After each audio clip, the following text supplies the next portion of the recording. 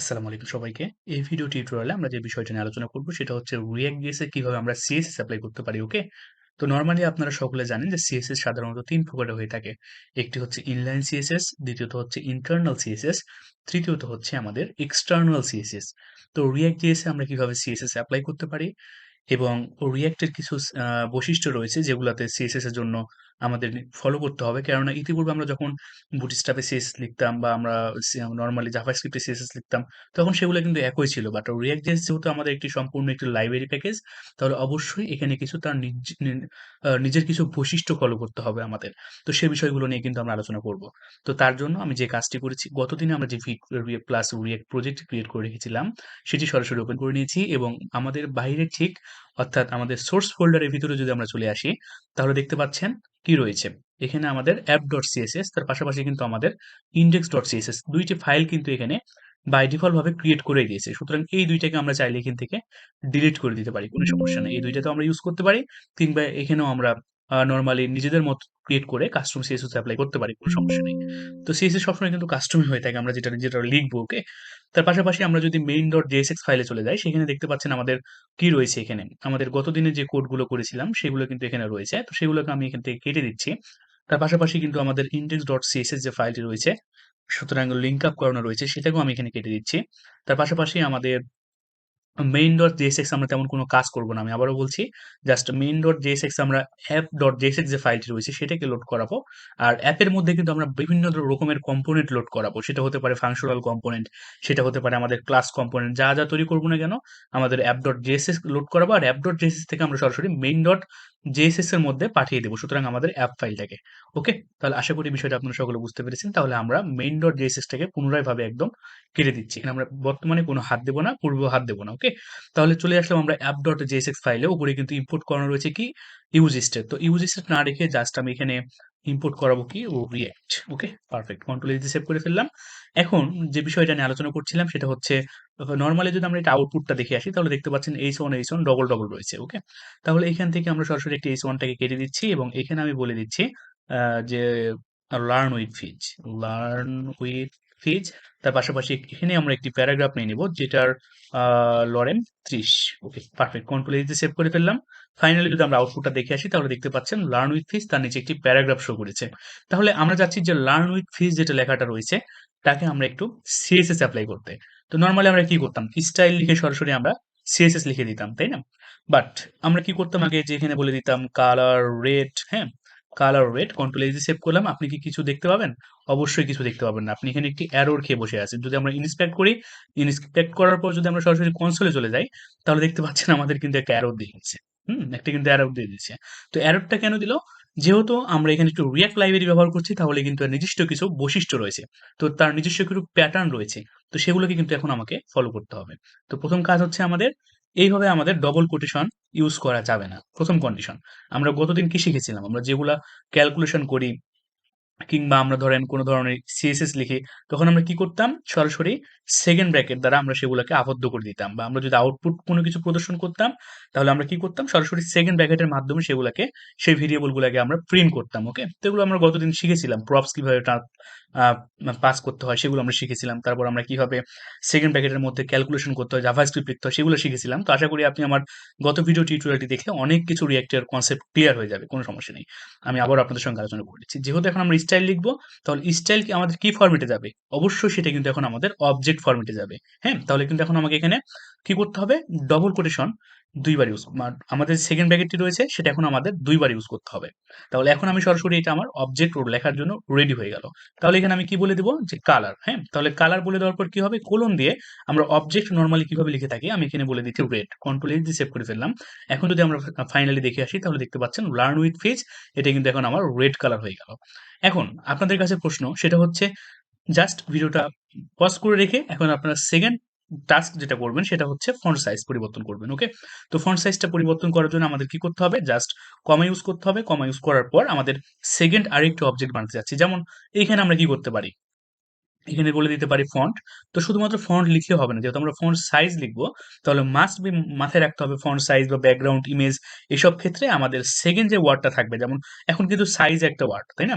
তাহলে সেকেন্ড যে ওয়ার্ডটা থাকবে সেটা কিন্তু আমার মাস্ট বি ক্যাপিটাল হবে। তাহলে ফন্ট সাইজটা আমার কি হবে এখানে, আবার এখানে কলম দিয়ে দিলাম, আমি এখান থেকে জাস্ট বলে দিচ্ছি 4 rem। কন্ট্রোল এইচ দিয়ে সেভ করে ফেললাম। ফাইনালি যদি আমরা আউটপুটটা দেখে আসি তাহলে দেখতে পাচ্ছেন লার্ন উইথ ফিজ সেটা কিন্তু এখন 4 rem ধারণ করেছে। ওকে, এর পরবর্তীতে আমরা যে বিষয়টা করছি সেটা হচ্ছে কিন্তু এভাবে কিন্তু কমপ্লেক্স হয়ে যাচ্ছে। আপনি চাইলে ইন্টারনাল ভাবে ব্যবহার করতে পারেন। সেটা কিভাবে? ফাইনালি আমরা এখানে কিন্তু একটা অবজেক্ট ক্রিয়েট করতে পারি। যেহেতু আমরা এইখানে অবজেক্ট ক্রিয়েট করেছি, আমরা এখানে অবজেক্ট ক্রিয়েট না করে আমরা সেটাকে কোথায় ক্রিয়েট করব? ঠিক ওপরে ক্রিয়েট করব। যেমন আমি এখানে একটা অবজেক্ট ক্রিয়েট করছি, একটা ভেরিয়েবল দিচ্ছি। জাস্ট আমি এখানে বলে দিলাম সেটার নাম হচ্ছে মাই স্টাইল, ওকে? বা মাই টেক্সট, আবার একটি মিনিংফুল নাম দিয়ে দিচ্ছি আমি আপনাদের বোঝার সুবিধার্থে, স্টাইল। তো এখানে এখন আমি কি করব? সবার প্রথমে তার একটি কালার থাকতে পারে। তো কালারটা অবজেক্ট ফরম্যাট আমি মাস্ট বি বলেছি, কিন্তু আমরা অবজেক্ট ক্রিয়েট করব। তাহলে এখানে আমরা বলে দিচ্ছি কালারটা রেড, তার ফন্ট সাইজ থাকতে পারে। হ্যাঁ, তাহলে এখান থেকে বলে দিচ্ছি ফন্ট সাইজটা কি হবে। ফন্ট সাইজটা আমরা বলে দিচ্ছি যে 3 rem। তার পাশাপাশি আমরা কি তৈরি করতে পারি, তার পাশাপাশি ধরেন আমরা একটা প্যাডিং ইউজ করতে পারি। একটা প্যাডিং ইউজ করতে পারি, যেটা আমাদের কত হবে, 20 পিক্সেল, পারফেক্ট। তার একটি ব্যাকগ্রাউন্ড কালার ইউজ করতে পারি। তো সেগুলো আমরা ইউজ করে ফেলি, কোনো সমস্যা নাই। তো এখান থেকে ব্যাকগ্রাউন্ড, তো অবশ্যই কিন্তু দুইটা বড় হাতের হবে, তো ব্যাকগ্রাউন্ড। তো আমরা ব্যাকগ্রাউন্ড কালার ইউজ করছি, তাই না? তো ব্যাকগ্রাউন্ড কালার ইউজ করার জন্য ব্যাকগ্রাউন্ড, তারপর কালার, রাইট? তো কালারটা আমাদের কি হবে এখন? জাস্ট আমি এখান থেকে বলে দিচ্ছি এটা আমার ব্লু কালার হবে। ব্লু কালার হবে। তাহলে এখানে কিন্তু এখন আমরা কি তৈরি করলাম? জাস্ট মাই স্টাইল নামে কিন্তু একটা, মাই টেক্সট স্টাইল নামে কিন্তু এখন আমরা একটা অবজেক্ট ক্রিয়েট করেছি, তাই না? তাহলে এখন আমরা যেহেতু এখানে অবজেক্ট ক্রিয়েট করেছি, জাস্ট আমরা এখান থেকে অবজেক্টটাকে কল করব কেমনে? স্টাইলের মধ্যে, স্টাইলের মধ্যে স্টাইলের মধ্যে আমার যে মাই টেক্সট স্টাইল রয়েছে সেটাকে সরাসরি আমরা এখানে বসিয়ে দিলাম। কন্ট্রোল এইচ দিয়ে সেভ করে ফেললাম। ফাইনালি আউটপুটটা যদি দেখে আসি তাহলে দেখতে পাচ্ছেন এই যে আমার কিন্তু আউটপুটটা এখানে দেখতে পাচ্ছেন। তাহলে কিভাবে আমরা অবজেক্ট ক্রিয়েট করে আমাদের রিঅ্যাক্ট জেএস এ সিএসএস অ্যাপ্লাই করতে পারি সেই পর্ব আপনাদের শেখা শেষ। ওকে, কোনো সমস্যা নেই। এতদূর যেহেতু আমরা শিখতে পেরেছি, ফাইনালি আমরা এখানে আরো অবজেক্ট ক্রিয়েট করতে পারবো। যেমন ধরেন আমি এতটুকু কাজ এতটুকু কাজ জাস্ট কন্ট্রোল এক্স করে কাট করে নিয়ে এখানে আমি চাইলে একটা অবজেক্ট ক্রিয়েট করে নিচ্ছি আরেকটা। যেমন ধরেন সেটার নাম আমি যেকোনো নাম দিতে পারি, যে এটা হচ্ছে কন্টেইনার। ওকে, এটা আমাদের কন্টেইনার। তো কন্টেইনারের মধ্যে আমাদের কি থাকবে? কন্টেইনারের মধ্যে থাকবে আমাদের যে স্টাইলগুলো করেছিলাম সেগুলো। ওকে, আমি এখানে আরেকটি সিএসএস অ্যাপ্লাই করব। তো সেটার নাম আমি দিচ্ছি যে চাইল্ড। ওকে, চাইল্ড টেক্সট। ওকে, চাইল্ড টেক্সট। তো চাইল্ড টেক্সটের মধ্যে আমাদের কি থাকবে? চাইল্ড টেক্সটের মধ্যে আমাদের যা যা ছিল সবকিছু সিমিলার থাকবে। জাস্ট আমি এখান থেকে কালারটাকে পরিবর্তন করে বলে দিচ্ছি ব্ল্যাক কালার, এবং তার কালার ব্যাকগ্রাউন্ড কালারটাকে বলে দিলাম ব্ল্যাক, এবং এই কালারটাকে পরিবর্তন করে আমি এখানে বলে দেব, কি বলে দেব, হোয়াইট কালার। ওকে, কন্ট্রোল এইচ দিয়ে সেভ করে ফেললাম। তো আমি বাই ডিফল্ট ভাবে আপনাদের কিন্তু এটাকে মিনিমাইজ করতেছি না, কারণ আপনাদের বুঝতে সুবিধা হবে আমি কখন কোন ফাইলে যাচ্ছি। যারা আপনারা নতুন শিখতেছেন তাদের জন্য এটা কিন্তু খুব কষ্টকর হয়ে যায় প্রাথমিক অবস্থায়। ওকে, তো এখানে দেখতে পাচ্ছেন যে আমাদের কি হচ্ছে, আমরা এখানে দুইটা অবজেক্ট ক্রিয়েট করেছি, একটা হচ্ছে কন্টেইনার নামে আর একটা আমাদের কি চাইল্ড টেক্সট নামে। এটা সবার প্যারেন্টকে মাই টেক্সট স্টাইল নামে যে ভেরিয়েবল রয়েছে সেটা। তাহলে এখন আমি যদি কন্ট্রোল এইচ দিয়ে সেভ করি, ফাইনালি কিন্তু আমরা আউটপুটটা দেখতে পাবো না। সুতরাং আমার আউটপুট ঠিকই আসছে, বাট আমাদের এই লেখাগুলো ঠিকই আসছে, হ্যাঁ, বাট আমাদের এই যে স্টাইল কিন্তু এখন অ্যাপ্লাই হয় নাই। কেন হয় নাই? শুধুমাত্র মাই টেক্সট স্টাইল লিখলে হবে না, আপনি যদি এখানে ডট দেন তাহলে কিন্তু বাই ডিফল্ট ভাবে কিন্তু এখন আপনি শো করবে আপনি কোন অবজেক্টটাকে কল করতে চাচ্ছেন। আমরা এখান থেকে চাইতে পারি কিন্তু কন্টেইনারটাকে, হ্যাঁ, আমরা শুধুমাত্র চাইতে পারি কন্টেইনারটাকে। তার পাশাপাশি যদি আপনি এখানে ডট দেন, আপনি এখান থেকে যেগুলো নিতে পারেন। যেমন আমি যদি এখানে দেখে আসি কন্টেইনার দিয়ে, তাহলে দেখেন কন্টেইনারের যে সমস্ত প্রপার্টি তার ভ্যালুগুলো সেগুলো কিন্তু এখানে আমার চলে এসেছে। যেমন তার প্রপার্টি কি কি ছিল? তার প্রপার্টি ছিল কালার রেড, হ্যাঁ, সেটা আমরা পেয়েছি। তো আমরা চাচ্ছি চাইল্ড টেক্সটটাকে এটা আমাদের প্যারাগ্রাফের উপর অ্যাপ্লাই হবে। তাহলে এখন আমরা কি করতে পারি? সরাসরি একটি স্টাইল অ্যাট্রিবিউট ব্যবহার করতে পারি। তারপর আমরা কি করতে পারি? আমাদের মাই টেক্সট স্টাইল নামে যে ভেরিয়েবলটি ছিল সেটিকে ধরে কোন সিএসএস আমরা অ্যাপ্লাই করব? আমরা কন্টেইনারকে অ্যাপ্লাই করব নাকি আমরা হচ্ছে চাইল্ড টেক্সটটাকে অ্যাপ্লাই করব? অবশ্যই কিন্তু আমরা চাইল্ড টেক্সটটাকে অ্যাপ্লাই করতে চাচ্ছি, তাই না? তাহলে dot child text, control H দিয়ে সেভ করে ফেললাম। ফাইনালি যদি আউটপুটটা দেখি তাহলে দেখতে পাচ্ছেন আমাদের কিন্তু সেকেন্ড যে অবজেক্টিভ ক্রিয়েট করেছিলাম সেটাকেও কিন্তু আমরা এখানে দেখতে পাচ্ছি। ওকে, তাহলে এইটা শুধুমাত্র তাই না, আপনি চাইল্ড টেক্সটটাকে ধরে কন্টেইনারে এখানেও বসিয়ে দিতে পারেন। তাহলে দুইটারই কিন্তু একই ধরনের সিএসএস আমাদের অ্যাপ্লাই হয়ে যাবে। তো কিভাবে আমাদের অবজেক্ট ক্রিয়েট করে সিএসএস অ্যাপ্লাই করতে হয় সেই বিষয়টা আপনারা শিখে গেছেন। কিভাবে আমরা ইনলাইন সিএসএস লিখতে পারি সেই বিষয়টা আপনারা শিখে গেছেন। এখন সরাসরি চলে যাবো আমরা হচ্ছে এক্সটার্নাল সিএসএস কিভাবে আমরা লিখতে পারি। তো এক্সটার্নাল সিএসএস লেখার জন্য আমাদের পাবলিক যে ডিরেক্টরিটা রয়েছে সেখানে আমি লিখে দিচ্ছি যে index ডট সিএসএস ভালোভাবে লক্ষ্য করে দেখেন ইন্ডেক্স ডট সিএসএস। ওকে, তো ইন্ডেক্স ডট সিএসএস এর মধ্যে আমি যা যা সিএসএস এখানে লিখেছিলাম, এখানে কিন্তু আমরা অবজেক্ট ক্রিয়েট করবো না, আমরা নর্মাল যেভাবে সিএসএস লিখতে পারি সেইভাবে সিএসএস কিন্তু এখানে আমরা লিখবো। ওকে, তো নর্মাল সিএসএস কিন্তু এটা প্যাটার্ন আমাদের হলো না, কারণ এখানে আমাদের কলন পড়ে গেছে। আর এটা আমরা ক্লাস ইউজ করছি না আমরা আইডি ইউজ করছি, সেটা আমাদের কিন্তু এখানে বলে দিতে হবে। ধরেন এটা একটি ক্লাস নেম, ধরেন এটি একটি ক্লাস নেম। ওকে, সমস্যা নেই। তার পাশাপাশি আমাদের সেকেন্ড যেটা তৈরি করেছিলাম, সেকেন্ড আমরা কি তৈরি করেছিলাম, মাই টেক্সট স্টাইল। মাই টেক্সট স্টাইলের মধ্যে কি রয়েছে আমাদের সেই ভেরিয়েবলের মধ্যে, কন্টেইনার। তাহলে কন্টেইনার নামে কিন্তু আমরা একটা ক্লাস এখানে ব্যবহার করব। ওকে, তাহলে এখানে আমরা চলে আসলাম ডট কন্টেইনার। অবশ্যই কিন্তু আমাকে এখানে কলনটা তুলে দিতে হবে। তার পাশাপাশি লক্ষ্য করে দেখেন আমি এই যে স্টাইল যে অ্যাট্রিবিউট গুলো ছিল সেগুলোকে আমি এখান থেকে তুলে দিচ্ছি, এইটাকেও তুলে দিচ্ছি। জাস্ট নরমাল সাদামাটা আমি আর কিছুই রাখবো না। আর এখান থেকে যে অবজেক্টটা ক্রিয়েট করেছিলাম ভেরিয়েবলটাকে রিমুভ করে দিচ্ছি। আমাদের ফাইনাল আউটপুটটা কিরকম আসবে, আমাদের জাস্ট রান উইথ প্লিজ চলে এসছে। ওকে, যেমন ধরেন এখানে আমরা কি কি লিখেছি, চাইল্ড টেক্সটের মধ্যে রয়েছে আমাদের ফন্ট সাইজ। হ্যাঁ, আমি এখানে যাবতীয় যা যাগুলো ছিল সবগুলোকে আমি কেটে দিচ্ছি। সবার প্রথমে কালার নিয়ে নিচ্ছি, আমরা নর্মাল যেভাবে সিএস লিখতাম সেইভাবে লিখবো। ওকে, কালার রেড। তার পাশাপাশি আমি এখান থেকে বলে দিচ্ছি যে ফন্ট সাইজ। ওকে, তো ফন্ট সাইজটা আমি এখান থেকে বলে দিলাম 1.4 REM। তারপর আমি কি নিতে পারি, একটি ব্যাকগ্রাউন্ড কালার নিতে পারি।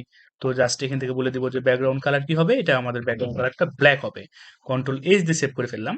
আপাতত কন্টেনার আমাদের দরকার নেই। তাহলে দেখেন আমরা পূর্বে যেভাবে সিএসএস লিখতাম, ঠিক ইন্ডেক্স ডট সিএসএস এর মধ্যে আমরা যখন এক্সটার্নাল সিএসএস ফাইল ক্রিয়েট করব, আবার ভালোভাবে লক্ষ্য করেন ঠিক ইন্ডেক্স ডট সিএসএস কিন্তু এখন আমাদের এক্সটার্নাল সিএসএস, তাই না? আলাদাভাবে একটি সিএসএস লিখেছি। তাহলে আমাদের কি করতে হবে, আর কিন্তু আমাদের ক্যাপিটাল অক্ষর বা ক্যাপিটাল ওয়ার্ড লেখার কিন্তু আমাদের প্রয়োজন নেই। হ্যাঁ, ক্যাপিটাল লেটার লেখার কিন্তু প্রয়োজন নেই। এখন নর্মালি যেভাবে সিএসএস লিখতাম ঠিক সেটা ব্যবহার করলেই হবে। তাহলে এই চাইল্ড টেক্সট যেহেতু ডট ইউজ করেছি, তাহলে এটা কিন্তু এখন আমার একটি ক্লাস নেম।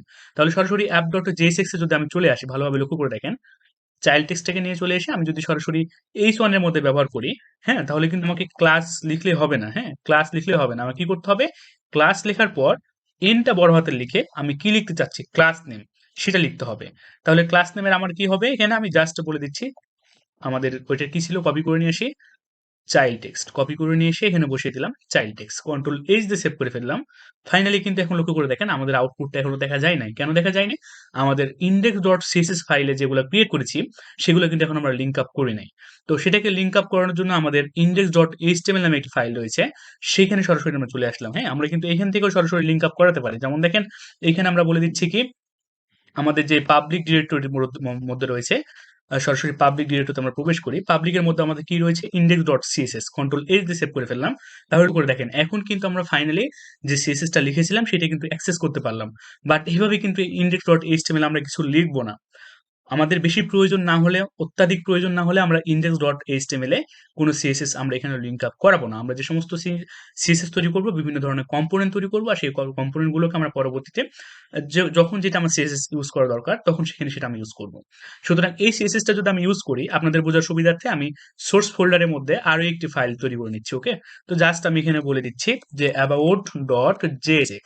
about.jsx। এখন যদি আমি এখানে app.js যা যা ছিল কন্ট্রোল সি তে কপি করে নিয়ে এসে about.jsx এ পেস্ট করে দিলাম এবং এখান থেকে বলে দিচ্ছি জাস্ট আমি about। তাহলে এখান থেকে এক্সপোর্ট ডিফল্ট আমি কাকে করাবো, অ্যাপকে নয়, এবার আমার হবে about। কন্ট্রোল এইচ দিয়ে সেভ করে ফেললাম। এইবার লক্ষ্য করে দেখেন, এইবার যদি আমি এখানে চলে আসি, চলে আসার পর ঠিক এই ডিবের মধ্যে, হ্যাঁ, এই ডিবের মধ্যে আমি এটাকে কমেন্ট করে রাখলাম আপাতত।